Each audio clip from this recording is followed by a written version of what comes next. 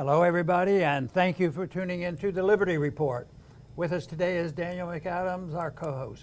Daniel, good to see you. Good morning, Dr. Paul. How are you? This is Monday. It feels like Monday. I was just going to say that exact thing. This Somebody feels was like playing Monday. hooky yesterday. Where were you yesterday? I won't tell. When people were looking for you. Well, Chris did a good job yesterday. Did you watch the show? He did a great job yesterday. I'm worried. I was worried too. about my job. I know. He's going to say, I already read on there, he needs to have his own program. He'll get all the riches and the glory, right? Yeah. He's going to take our pay. Yeah. And he'll be so rich. Yeah. So, but I've decided I'm going to go work for a pharmaceutical company. Good. Did you hear that? We're going to be talking about this a little later. But those companies make a lot more money per second than we do in a year. A year, I know. But we're in the wrong business. And today we're going to follow up on so many things that we've done. Certainly we'll be talking about vaccines again and what Biden is doing. And also what the FBI whistleblower has revealed about what Biden's doing. And this has to do with, when this came out, we know a lot more about it now. This came out when we heard that there was a collusion with the FBI and the president because they couldn't stand the idea that parents had a right to have a say about their kids' education, and they expressed it at a meeting which was supposed to bring those kind of ideas out. So no, and then they wanted to turn that into a terror. They wanted to turn people who go to those meetings and actually express themselves as domestic terrorists. So that is something. So we have that, and there's some other things we'll be talking about. But you know, there's a news story right now, not a new story, Big but story, a new happening to it, and it has to do with Rittenhouse. Yeah. And you know, I don't know how long that's been going on. I guess that's happened 2 years ago, and this case has been going on. It's the kind of thing I get bored with, and you know, I hate the going back and forth. Yeah.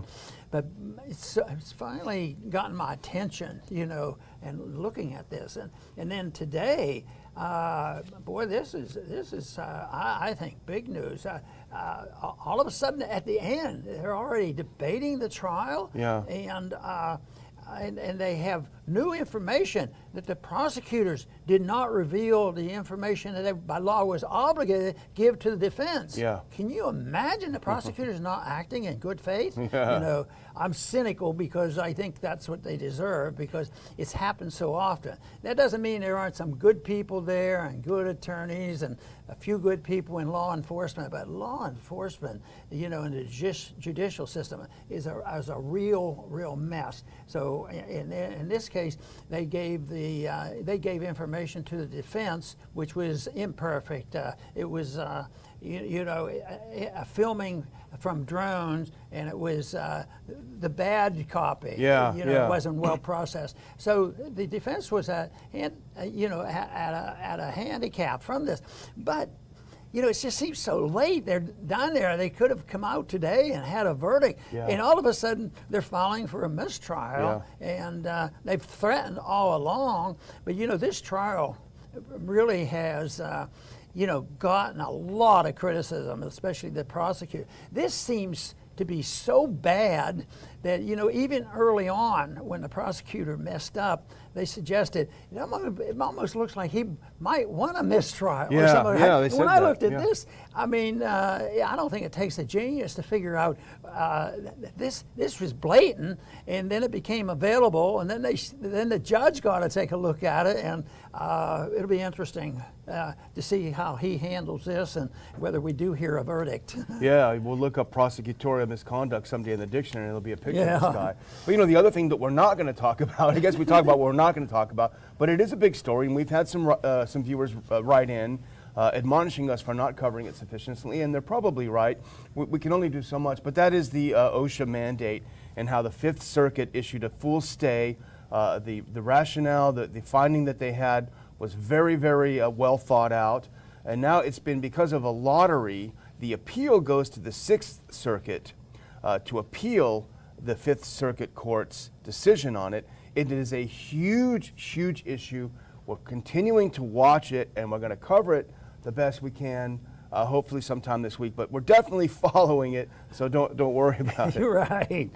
And I want to follow up a little bit more. I mentioned about the whistleblower reveals Biden DOJ activated this counterterrorism. It's a big deal. Because that can get out of hand, and it's so different than having a justice system that is supposed to function a little bit smoother than that. Yeah. Well, this all started back in early October when the school board, this association of school boards, sent a letter to the Attorney General saying, hey, can you please start investigating these parents? They're coming to the school board meetings and they're upset that we're teaching critical race theory and we're giving the kids pornography. Can you please classify these parents as terrorists and start investigating them? And so the Attorney General, Merrick Garland, sent out a memo to the FBI saying start looking into this. Well, the backlash was so huge that not only was he hauled before Congress to talk about it, but the School Board Association was forced to send an apology letter to all Americans, basically saying we were totally wrong, it was a huge mess up. But the issue we're talking about today was when Garland was before Congress, he was asked very specifically, did you target parents as potential terrorist threats against schools and school boards? Is there any evidence of violence, et cetera, et cetera? There was none given, and he swore he did not target. Well, the whistleblower has come forth and said, well, guess what? Here's the smoking gun. You actually did target parents. And I think the evidence is there, unless it's been printed, whether it's totally proven, but I think the president was well informed about what was happening there. So it is something that I think represents where we are on the judicial system and the political system. So we'll find out eventually, because there will be appeals. This will probably get settled. Maybe all the way to the Supreme Court then. It could be. Well, the question is did Merrick Garland lie before Congress when he said there were no? Because essentially what it was is they put a tag on these investigations, a code word that they used to suggest that these parents might be domestic terrorists. And so the question is, this tag, he said there was no tag, and if there was a tag, A, was he incompetent and he didn't know what his own agency was doing, or B, was he willfully lying before Congress? Either way, he's in pretty hot water. He's been in pretty hot water all along. The question is he incompetent? Is he a liar? All of the above. But it's a pretty big issue. The Republicans, the Justice Committee in the Congress, Jim Jordan, I think, is the ranking member. He sent a letter over with the evidence provided by the whistleblower, demanding a clarification from the Attorney General's office. And so it is a pretty important thing, I think. Right. I want to talk a little bit about the Biden plans for, I thought we were going to get over this thing. Things were moving in our direction about how many vaccines do you need? Yeah. The evidence is so overwhelming. Even Bill Gates seems to be protecting himself, about, well, maybe we overstate it. Maybe it really doesn't prevent disease from happening. That's what he said. So, but there's still a lot of pressure. Biden administration plans eminent booster expansion to all adults, and what that means is we don't care if you're better immune from natural infections and natural immunity than all those shots you've ever taken. That is irrelevant.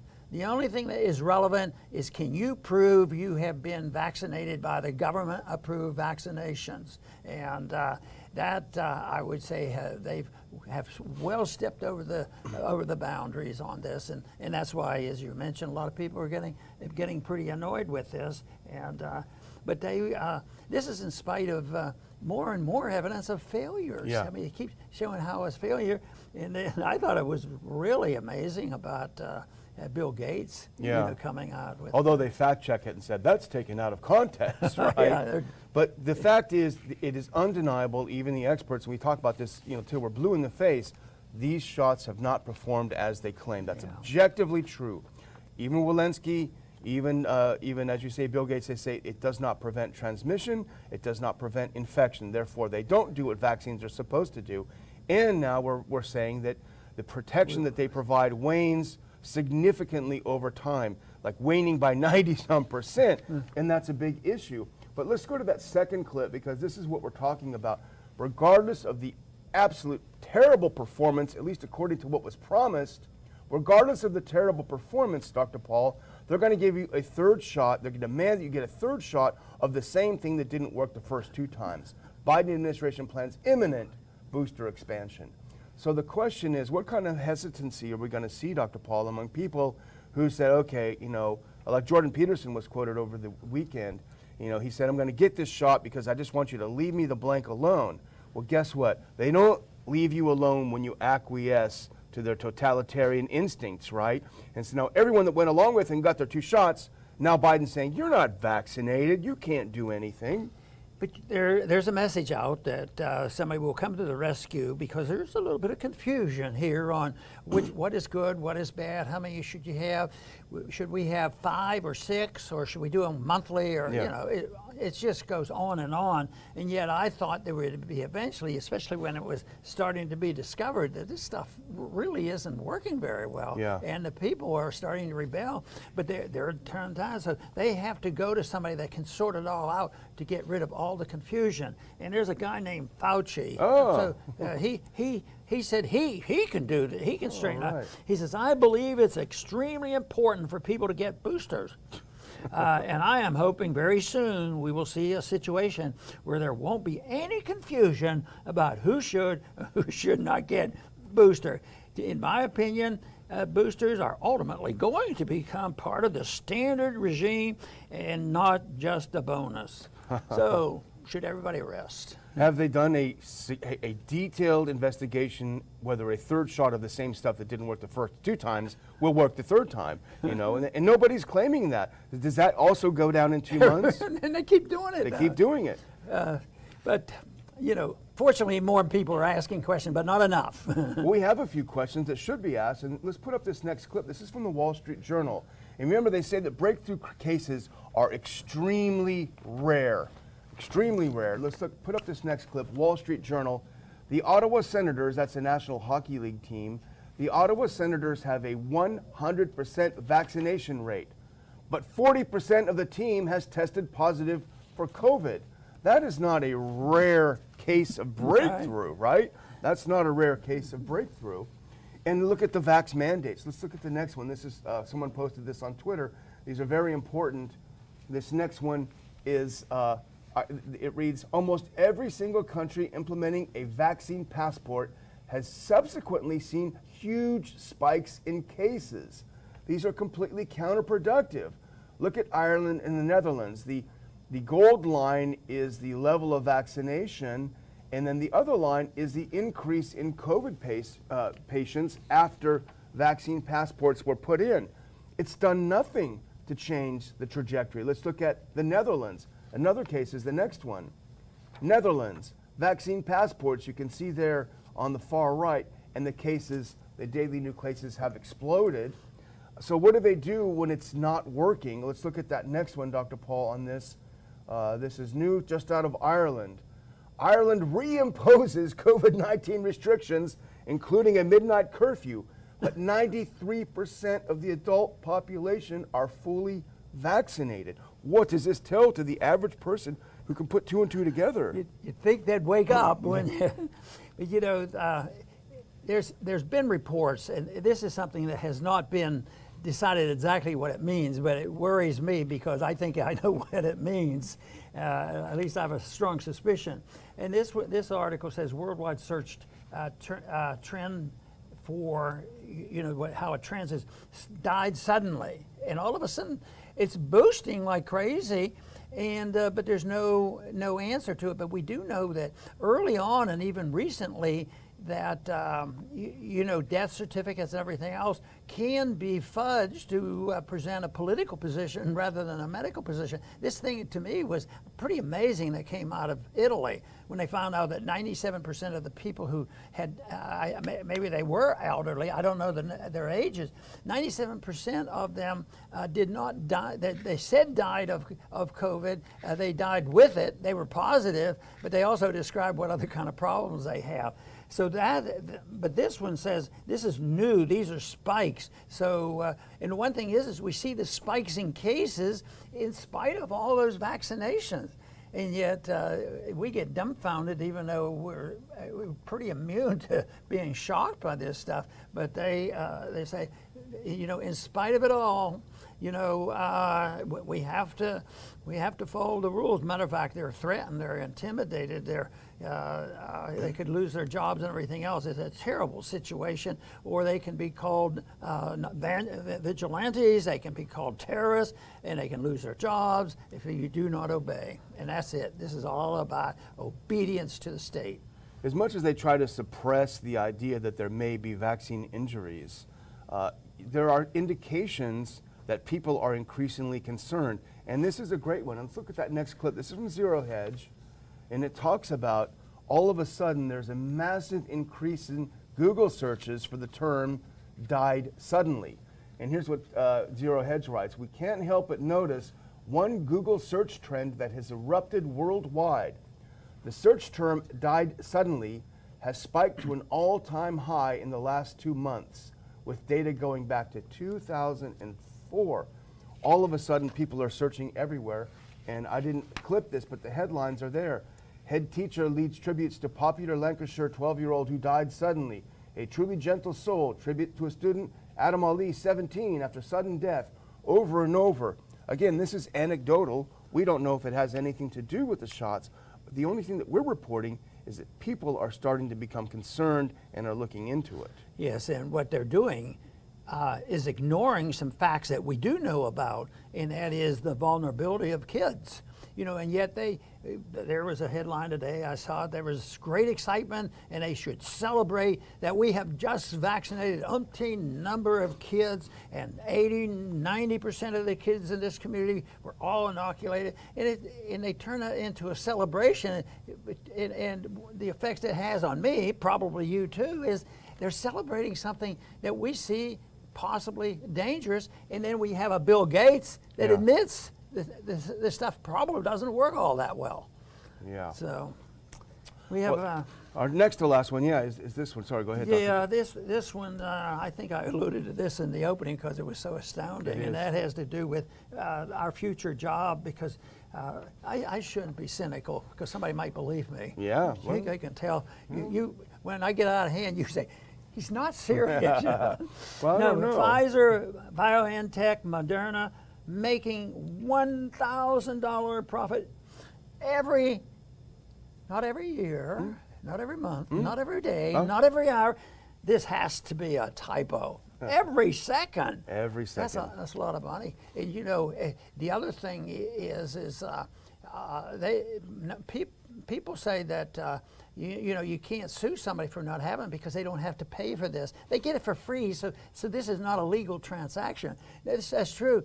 They themselves don't do it. So all this vaccine, the distribution, supply and demand didn't have anything to do with this distribution. Had to do with the supply and demand of printing money and who could put their hand on it and get it from the government. And I guess we know some of the people who ended up getting it and became very wealthy over it, and they're still in this business, and they've been in this business for a long time. So I would think as the years go on, it was difficult even when I practiced medicine, trying to figure out exactly what was going on with new drugs, and for the most part, I felt much safer sticking with some of the old traditional drugs unless I knew somebody really well who has done, that were involved with the research. But that is something that's been happening. It's an example of corporatism. It's an example, really, as it continues, as a fascist type of approach. And it's not the practice of a medicine. It ruins the doctor-patient relationship, and it's done by political edict. And they're the ones who make the decision. And sometimes they're not elected official. I mean, maybe most of the time, the big decision. I don't think Fauci's up for election this year, is he? Yeah. But he's going to get his check. Well, this study was done by the People's Vaccine Alliance, and it's not a bunch of anti-vaxxers. On the contrary, it's an organization that wants to expand vaccine availability to people. So they basically they're not in the camp of, but what they're reporting, and as you mentioned, zero liability for the companies that make these shots, zero. So it takes away all the risks, it socializes all the risks, but this is what they say.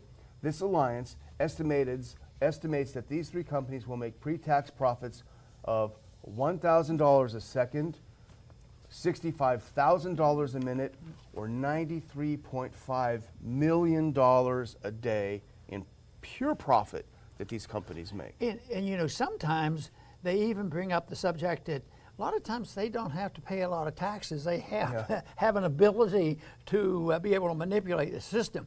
But I don't come down on condemnation that in a blanket fashion. If for people who honestly earn the money, you know, it doesn't bother me if they were able to reduce their tax load. But this is not a tax load. This is money. Morally, I consider this theft. You know, when they take it from people, tell them that we're going to give you something for free, and they're really making the people very poor because the cost comes out. People do not understand.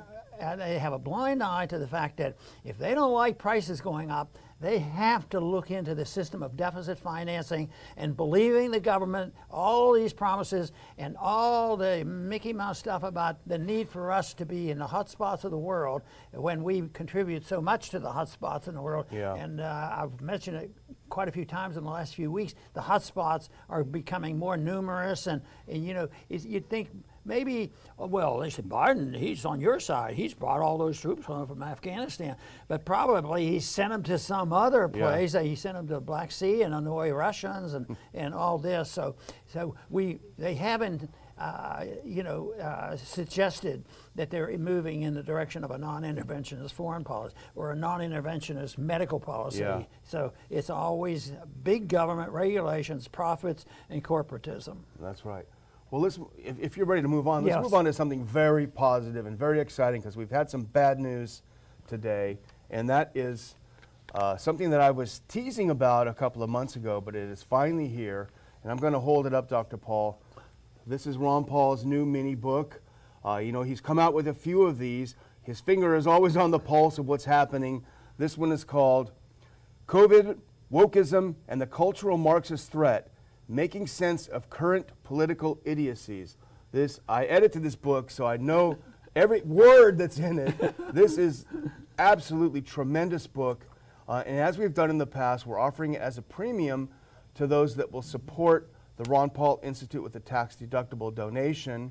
Those who make a donation of $50 or more will get a copy of this book, and those that make a donation of $100 or more will get a copy. I'm sorry, Dr. Paul, to say this, hand-signed by Ron Paul.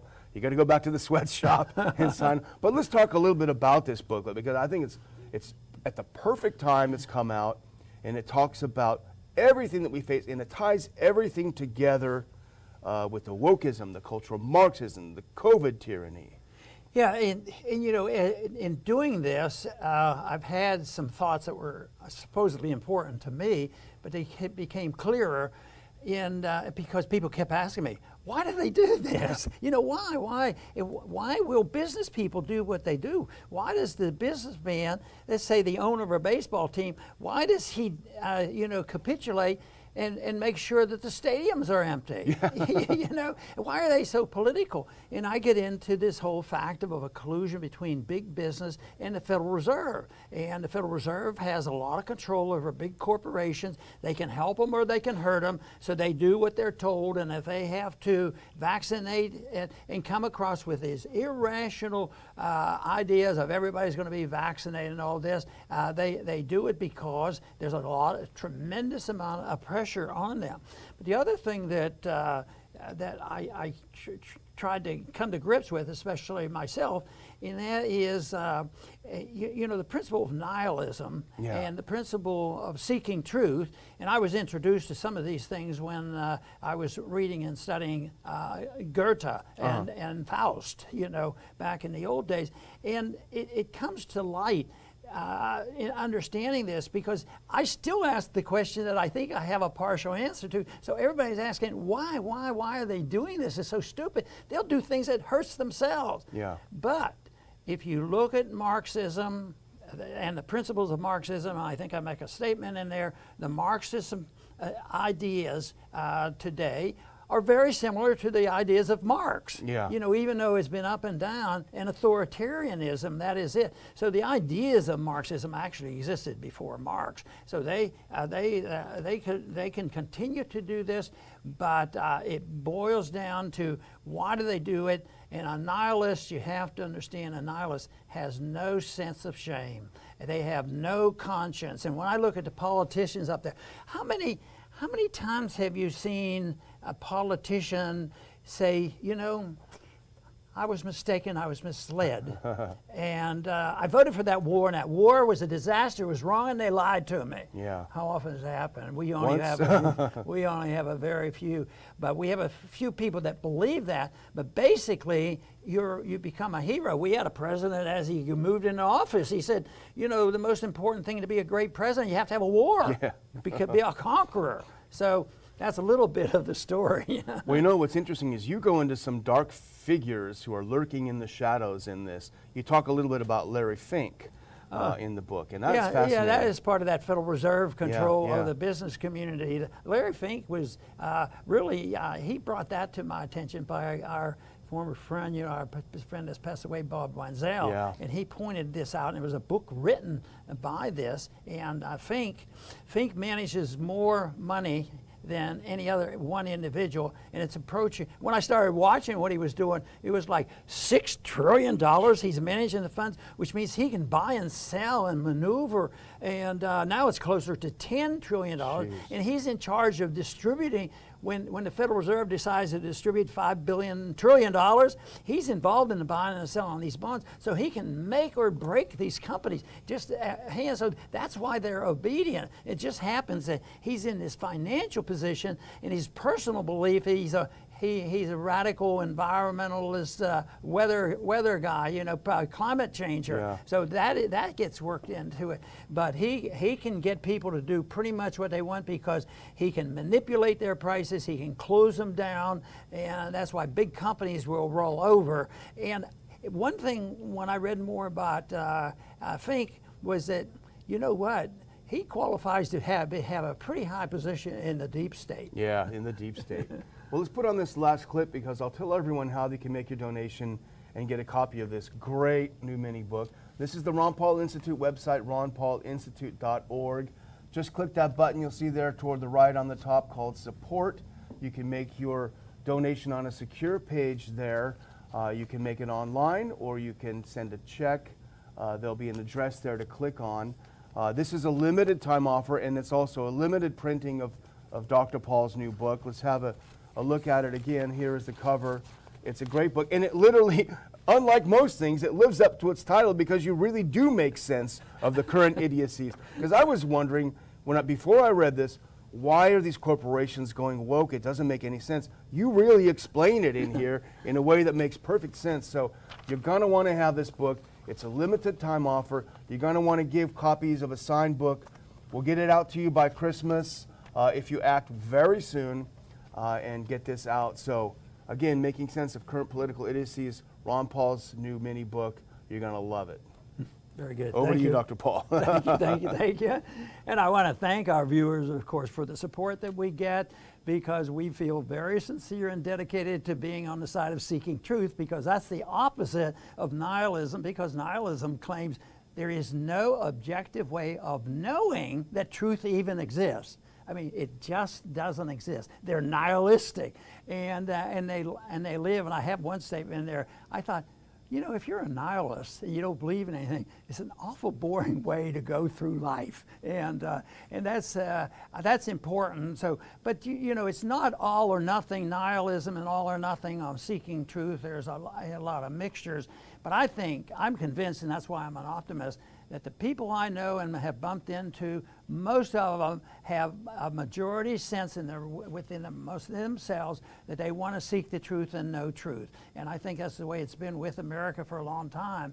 And that the nihilists who don't care, they don't care if everybody's starving in the streets. And the chaos that we've had for the past 2 years, this is a result of policy. Why did they do it? Well, they do it on purpose. So every time there's chaos, I tell myself, well, it doesn't make any sense unless they really wanted it. In that way, they're pretty successful. And I've always complained, why aren't we more successful with our message? Because our message is so much better. It's based morally on the seeking of truth, and it's based on the fact that you own your own life, and that people don't have a right to tell other people what to do with it, and we have no right to tell other countries what to do, and that if we did this, we would move rapidly on the road to peace and prosperity.